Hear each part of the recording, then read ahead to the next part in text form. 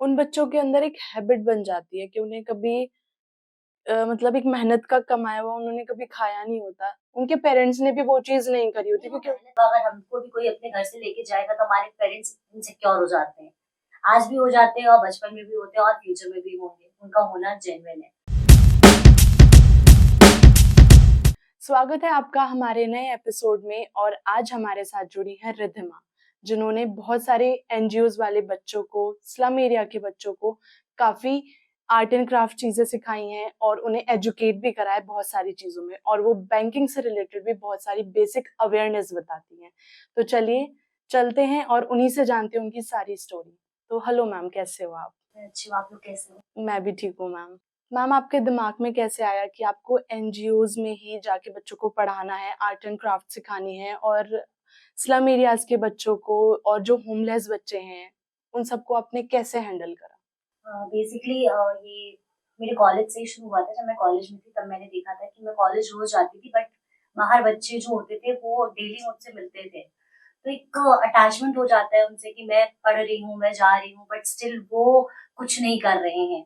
तो धीरे धीरे उनसे कम्युनिकेशन होने लगा। फिर उनको मैंने कॉलेज के बाद बच्चों को कुछ खिलाने पिलाने का शुरू किया।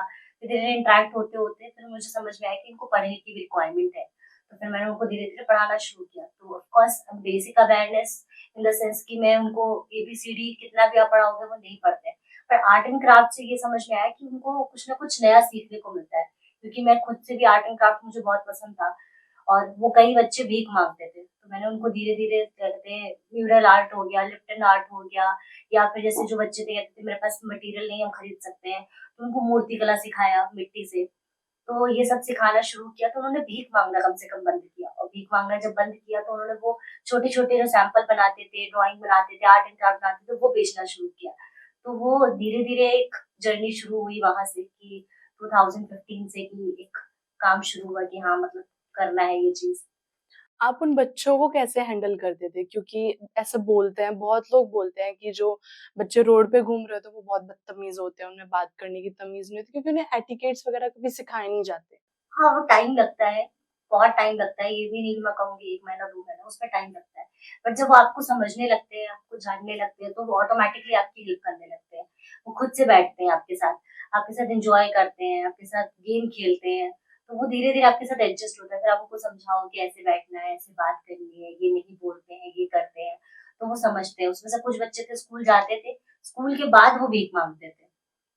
और कुछ बच्चे थे कि वो स्कूल ही नहीं जाते थे, ऐसे भीख नहीं माँगते थे बाहर। तो जब उनको ये समझ में आया कि उनको जब कुछ पैसा देने के लिए ऐसे भीख मांग के उनको लुटकारा जाता है, और जब वो कुछ बना के लेके जाते हैं और किसी को बेचते हैं तो उनको इज्जत मिलती है। तो वो एक उनको बहुत मेजर पॉइंट समझ में आया कि हाँ ये चीज एक अच्छी चीज है। मैम, कुछ बच्चे होते हैं जो खुद से जो उनकी फैमिली बोलती है कि जाके रेड लाइट पे खड़े हो, भीख माँगो, ठीक है, लोगों से पैसे माँगो। बट लेकिन कुछ ऐसे बच्चे होते हैं जिन्हें ज़बरदस्ती वो चीज़ें कराई जाती है, मतलब वो किडनैप्ड बच्चे होते हैं जिनसे वो वो सब। रैकेट चलता है प्रॉपर उनका हाँ। खुद का, जिसमें कि वो उनको कहा जाता है कि तुम ये नहीं करोगे तो तुम्हें मारेंगे, तुम्हें खाना नहीं देंगे, तुम्हारे साथ ये करेंगे। तो वही है कि जब आप उनके साथ इंटरेक्ट करते हो तब धीरे धीरे पता चलता है।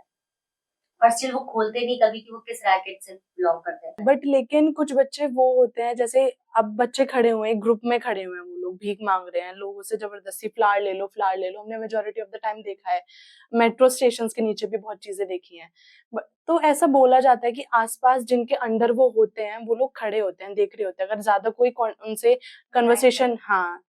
हाँ वो होता है, बट ये भी होता है कि उनको ये भी समझ में आता है ना कि जब उनको कोई खाने की चीज आप दोगे तो ऑटोमेटिकली ना वो रुकेंगे, ना चाह के भी रुकेंगे।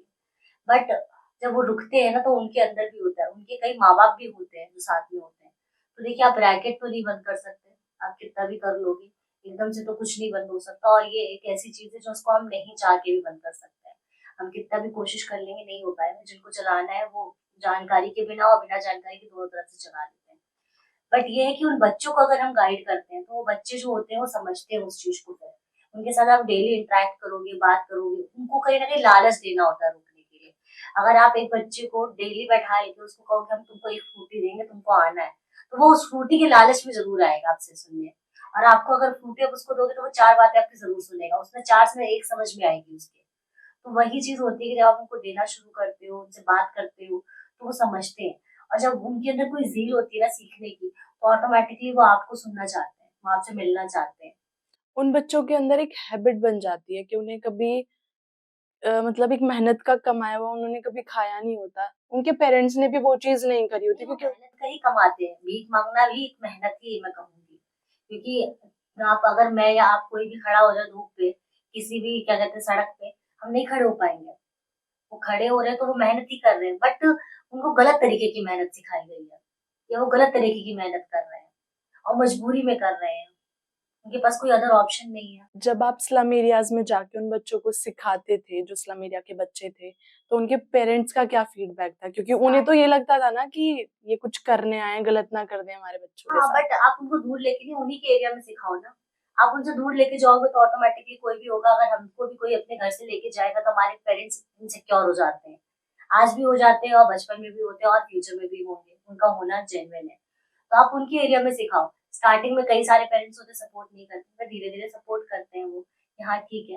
उनको ये दिखता है कि उनके बच्चों को कुछ गलत तो नहीं सिखाया जा रहा है, कुछ मैनर्स, एटिकेट सिखाए जा रहे हैं और उनको उनके घर पे भी डिफरेंस पता चलता है कि हाँ, आज उनको ये सिखाया गया है, उन्होंने ये इम्प्लीमेंट किया है, तो उनकी खुद की पर्सनैलिटी में कितना डेवलपमेंट है। और बच्चों के अंदर आर्ट एंड क्राफ्ट एक ऐसी चीज़ होती है ना, जो हर बच्चा सीखना चाहता है। उनके अंदर ज़ील होती है सीखने की। देखिए एबीसीडी 12th तक हर कोई पढ़ा देगा, आप भी पढ़ा दोगे, मैं भी पढ़ा दूँगी और भी दुनिया में, क्योंकि सबने 12th तक तो पढ़ाई की ही है, बेसिक एजुकेशन। बट क्रिएटिविटी चीज़ें बहुत रेयर लोग समझाते हैं और बहुत रेयर सिखाते हैं और उसी को लेकर फ़ोकस करके लोग उसको आर्ट एंड क्राफ्ट में कन्वर्ट कर दें और उसको आगे इतने अच्छे से प्रेज़ेंट करें। उन बच्चों के अंदर इतनी क्रिएटिविटी होती है ना, अगर आप देखोगे तो आपको लगेगा कि हाँ, ये भी कुछ कर सकते हैं। तो मैम आप थोड़ा बैंकिंग के ऊपर बताओ कि काफ़ी लोग होते हैं, गरीब लोग जिन्हें पता नहीं होता, उनके साथ काफ़ी ज़्यादा फ्रॉड्स वगैरह होते हैं। तो बेसिक नॉलेज आप थोड़ा दो जिससे मतलब ऑडियंस जान पाए। हाँ, बैंकिंग का सबसे पहली चीज़ तो ये है कि अगर अकाउंट अगर आपने खुलाया है, तो सबसे पहली चीज़ तो हमें ये जाननी चाहिए कि उसपे एवरेज मंथली बैलेंस कितना है, उसका कैलकुलेशन क्या है। फॉर एग्ज़ाम्पल अगर मैं बोलूँ जैसे कि 10,000 का मेंटेनेंस का अकाउंट बोला जाता है, तो 10,000 कैलकुलेशन कैसे होती है? 10,000 ये होता है कि 12 बजे के बाद जो 10,000 है वो कैलकुलेट होता है और उसको मल्टीप्लाई करके आपका 30 डेज़ का निकलता है, तो वो एवरेज 3 लाख होता है, तब वो 10,000 कंसिडर किया जाता है। अगर आप वो मेंटेन नहीं करते हो, तो ऑटोमेटिकली आपको average monthly balance non maintenance के चार्जेस लगने लगते हैं, जो कि लोगों को नहीं पता है। लोगों को लगता है कि 10,000 मेंटेन करना मतलब हम 1 दिन में मेंटेन कर लेंगे, 2 दिन में कर लेंगे, हफ्ता भर कर लेंगे, 10,000 हो गया। तो ये बहुत मेजर चीज़ होती है कि 10,000 मेंटेन करने का मतलब है कि आप पूरे महीने रखना है आपको, तब जाके आपका वो मेंटेन होगा। ऐसे नहीं कि आपने 1 दिन रखा और हो गया। और एवरेज मंथली बैलेंस जानना ये आपकी राइट्स है, आपको ये खुद से देखना पड़ेगा। हम किसी बैंक एम्प्लॉयी को या फिर किसी कस्टमर को नहीं बोल सकते कि आपने नहीं बताया। एक कस्टमर बोलता है एम्प्लॉयी को कि आपने नहीं बताया। फिर एम्प्लॉयी कहता है कि आपने जो है बेसिकली ये नहीं बताया कि इसमें चार्जेस क्या-क्या होते हैं। तो एम्प्लॉयी ये कहता है भाई हमने जो चार्जेस थे वो लिखे हुए थे। देखिए गलती दोनों तरफ से होती है पर हमें खुद पढ़ना होता है वो चार्जेस। अगर हम खुद नहीं पढ़ेंगे वो चार्जेस तो हमें कोई नहीं बताएगा। ये हमारे खुद के राइट्स हमें जानने चाहिए चार्जेस क्या है, आईएमपीएस के चार्जेस क्या है, एनईएफटी के क्या चार्जेस हैं, आरबीआई की तरफ से क्या गाइडलाइंस है एक अकाउंट के लिए। तो ये बेसिक अवेयरनेस हमें खुद ही लेनी पड़ेगी। मैम एफडी में इन्वेस्ट करना बहुत आजकल सोशल मीडिया पे चल रहा है। तो एफडी होती क्या है और इसमें इन्वेस्ट क्यों करना होता है? इसके बारे में थोड़ा बताओ आप। एफडी बेसिकली एक तरीके से आप कहते हो फिक्स्ड डिपॉजिट है, जो आप एक टाइम तक टेन्योरिटी तक अमाउंट रखते हो। फॉर एग्जांपल 12 महीने के लिए मैंने एफडी रखी है, तो वो 12 महीने के बाद जो है मैच्योरिटी होता है, उसमें भी कई सारी चीजें होती हैं। एक मैच्योरिटी होता है, मैच्योरिटी और अमाउंट दोनों आपके अकाउंट पे क्रेडिट हो जाता है। एक होता है कि आपका जो अमाउंट है वो रिन्यू हो जाएगा, मैच्योरिटी इंटरेस्ट अमाउंट आपके अकाउंट में क्रेडिट हो जाएगा, ये चीज होती है। और एक होता है कि दोनों इंटरेस्ट और आपका मैच्योरिटी अमाउंट जो होता है आपका वो दोनों को दोनों आपका जो है दोबारा से रिन्यू हो जाएगा, मतलब आपका दोबारा से वही अमाउंट फिर से 12 महीने के लिए शेड्यूल हो जाएगा। तो ये प्रोसेस होता है। एफडी करना हर बैंक का एक अलग-अलग प्रोसेस होता है। ठीक है, आपके इंटरेस्ट के ऊपर है कि कौन सा बैंक कितना दे रहा है इंटरेस्ट, दूसरी चीज कितने दिन के लिए दे रहा है, उनके ऑफर्स क्या चल रहे हैं, तो वो एक अलग प्रोसेस होता है। उसमें भी क्या होता है कि अगर आप प्रीमेच्योर कर लेते हो तो उसमें भी चार्जेस होते हैं। किसी-किसी बैंक में 1% चार्जेस होता है, वो भी इंटरेस्ट पे, अमाउंट पे नहीं होगा। जो आपका अमाउंट है वो रिमेन रहेगा, पर इंटरेस्ट पे 1% आपका चार्ज लग जाता है। वो भी डिपेंड करता है बैंक टू बैंक, कोई बैंक होता है कि नहीं लेता है, मेच्योरिटी अमाउंट अगर हम पहले से प्री मेच्योर कर लेते हैं तो नहीं लेता है। तो ये अलग अलग प्रोसेस है, बट यही है कि हमें अपने अकाउंट के बारे में बेसिक नॉलेज होनी चाहिए। मैम जो हम लाइफ इंश्योरेंस कराते हैं अपनी जो हम जब हमारी हेल्थ खराब होती है बेसिकली उसमें काम आती है। तो मैम कोरोना में जब देखा गया था बहुत लोगों ने करवाई थी अपनी लाइफ इंश्योरेंस बट जैसे ही वो बेड पे गए तो मतलब बैंक वालों ने अपना हाथ खड़े कर लिया कि हमारा इसमें कोई अब नहीं हो सकता। तो मैम इसके बारे में बताओ कि उसमें लाइफ टर्म्स एंड कंडीशंस होते हैं मैम लाइफ उसमें ऐसा इंश्योरेंस में। क्या लिखा होता है टर्म्स वो कंडीशन में? डिपेंड करता है हर, अगर इंश्योरेंस की बात करें तो हर इंश्योरेंस में अलग टर्म्स एंड कंडीशंस होते हैं। अब जैसे मैं बोलूँ बेसिक टर्म्स एंड कंडीशंस होता है, चाहे वो आप लाइफ इंश्योरेंस हो चाहे हेल्थ इंश्योरेंस। अगर आप सेल्फ को हार्म करोगे, फॉर एग्जाम्पल आपने सुसाइड अटेम्प्ट कर लिया या आपने खुद के साथ कुछ ऐसा हादसा कर लिया, तो आपको वो क्लेम नहीं मिलता है क्योंकि आपने सेल्फ हार्म किया है, उस पर नहीं मिलता है। तो ये बेसिक चीज होती है। लोग सोचते हैं कि हम खुद के साथ कुछ कर लेंगे तो हमको इंश्योरेंस मिल जाएगा, हेल्थ इंश्योरेंस हो चाहे लाइफ इंश्योरेंस, ऐसा नहीं है। बहुत सारे टर्म्स एंड कंडीशंस है, अगर आप कुछ भी प्लान ले रहे हो टर्म्स एंड कंडीशंस इसीलिए दिए गए हैं, हिडन नहीं होते हैं। आप उसको पढ़ोगे नहीं तो आपके लिए वो हिडन ही हो जाएगा बाय डिफॉल्ट। आप उसको रीड करो, आप उसको समझो, भले आप 4 दिन बाद ओपन करो, बट एटलीस्ट उसको टर्म्स एंड कंडीशंस को रीड तो करो। आपको कोई एम्प्लॉय आके ना पूरा पर्चा नहीं पढ़ाएगा।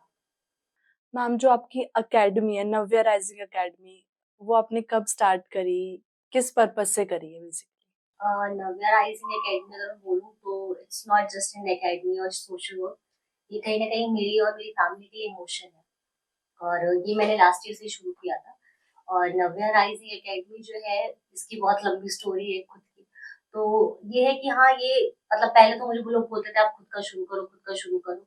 तो मैंने कहा नहीं ठीक है, जो जहाँ कर रहा है उसके साथ ही रहते हैं, उनके साथ ही करते हैं। बट ये था कि हाँ, ये तो है कि जिसके साथ जहाँ है उनके साथ करते हैं, बट अब इसको एक नाम देना चाहिए। तो वो दिया। मैंने कोई ऐसा कोई जगह नहीं खोल रखी है कि यहीं पे ही चलेगी। ये है कि मैं लोगों के साथ एनजीओज में, स्लम एरियाज में जा जाके काम करती हूँ। हेल्प मतलब एक तरीके से मुझे अच्छा लगता है उनके साथ काम करना, उन्हें अच्छा लगता है मेरे साथ। तो आर्ट एंड क्राफ्ट के बच्चों के साथ अवेयरनेस, बड़ों के साथ अगर मैं बोलूँ तो अवेयरनेस, बैंकिंग का अवेयरनेस करना, उसके अलावा अगर कुछ हेल्प हो सकती है एक दूसरे की तो वो करना। तो ये है कि अवेयर करोगे तभी आगे बढ़ेगा। तो कहीं ना कहीं ये मोटो है अवेयरनेस करने का नव्या राइजिंग एकेडमी का। बाकी कोई फंडिंग वगैरह इट्स जीरो फंडिंग, मैं कोई अमाउंट नहीं लेती हूँ किसी से कुछ भी। तो मैम आपने अपनी एकेडमी का नाम नव्या ही क्यों रखा, मतलब कुछ तो है इसके पीछे का? नव्या रखा इसलिए था क्योंकि ये मेरी सिस्टर है, उसका नाम था, we have lost her last year and she was just only 15 years old. तो ये कहीं ना कहीं वो दिमाग में ट्रॉमा था कि मतलब ऐसा क्या हो गया कि मतलब इतना बड़ा लॉस पूरी फैमिली को था। तो कहीं न कहीं मैं भी यहाँ नोएडा में थी तो I was into my self कि क्यों, क्या हुआ ऐसा? मतलब 15 साल की लड़की के साथ इतना बड़ा हादसा होना, it's not an small thing. और वो भी सिंगल चाइल्ड थी मेरे जैसे, तो ऑफ कोर्स उसके पेरेंट्स के लिए भी बहुत बड़ा एक मेजर इम्पैक्ट था। और नॉट ओनली फॉर पेरेंट्स, पूरी फैमिली के लिए। तो तब मुझे लगा कि नहीं, अब कुछ करना चाहिए क्योंकि उसको कहीं न कहीं आर्ट एंड क्राफ्ट हो गया, कुछ क्रिएटिव चीज़ों में बहुत इंटरेस्ट था। तो मैंने कहा एटलीस्ट उसके थ्रू कई सारी नव्याओं को कहीं न कहीं कुछ एक सीखने को मिलेगा फ्री में। और अभी तक तो मैं करती आ रही हूँ, बट इसको अब ऐसे करना है कि और भी नव्याएँ जो भी है दुनिया में, उन सबको कुछ ना कुछ सीखने को मिले। तो ये था कि शी हैज़ बीन लाइक, बोलूँ तो एक्सीडेंट हो गया था, एक मेजर एक्सीडेंट। तो उसकी वज़ह से we have lost last year.